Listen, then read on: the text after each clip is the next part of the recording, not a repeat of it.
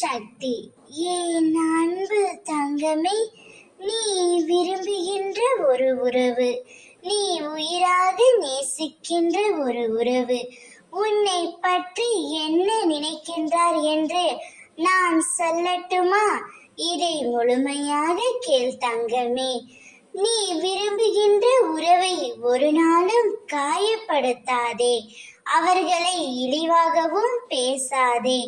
அவர்கள் ஏதேனும் தவறு புரிந்தால் மன்னித்து ஏற்றுக்கொள். தவறு ஏதும் செய்யாமல் இவ்வுலகில் யாருமே இல்லை. அவ்வாறு உன்னால் மன்னிக்க முடியவில்லை என்றால் நீ மௌனமாக விலகி வந்து விடு, அல்லது மௌனமாக இருந்து விடு. உன் மௌனமே அவர்களுக்கான தண்டனை என்பதை நீ உன் மனதில் வைத்துக்கொள்.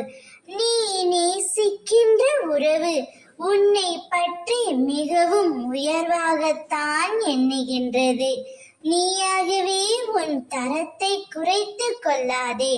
உன்னை பற்றி உயர்வாக எண்ணினாலும் அதை உன்னிடம் ஒருபோதும் சொல்வது இல்லை. அவருக்கு அதிகமாக கோபம் கூட வருவதில்லை. சில நேரத்தில் கோபம் வந்தாலும் அதை வெளிக்காட்டுவதும் இல்லை. கோபம் என்பது எல்லோருக்கும் இயல்பாக வரக்கூடியதுதான்.